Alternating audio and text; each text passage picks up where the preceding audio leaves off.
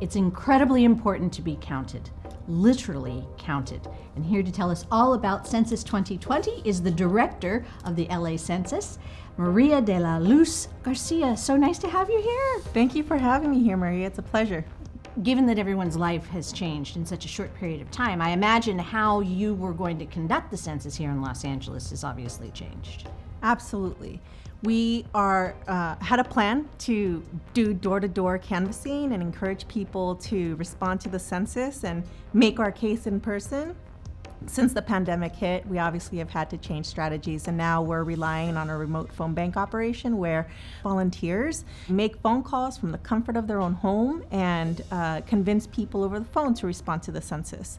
But we're also relying a whole lot more on social media and trying to get the message out that people should respond to the census. How do you feel COVID-19 is going to affect the census numbers? I think we're all trying to grapple with the pandemic, right?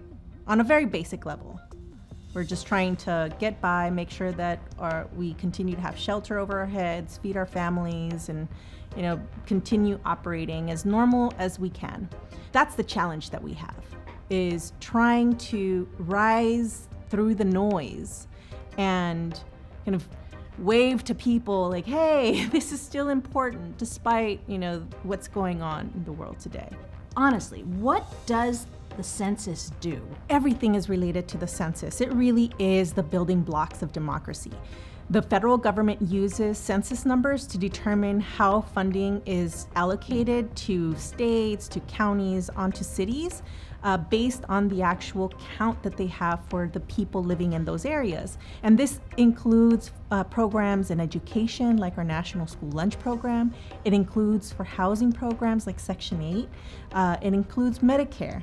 And so there's a whole array of programs that without an accurate census count, the city would not receive the funding that it needs to service or meet the demand of its residents. There are some fears and misconceptions about the census that I am sure many people have, just not based in fact. And how do you conquer those fears, and what are they? Well, the way to conquer any fear is to get educated and knowledgeable about what the situation really is.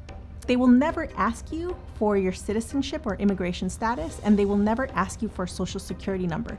So when you respond to the census, you're not really providing them with too much detailed information about your family's status. You're just simply telling them how many people live in your household and then what their age is and their relationship to you, along with some other demographic characteristics. It's really easy to respond to the census. Whether you received an invitation in the mail or not, you can still respond to the census by going to my2020census.gov. You can also respond by phone at 844-330-2020. If you don't want a census taker to knock on your door, respond to the census before August 11th.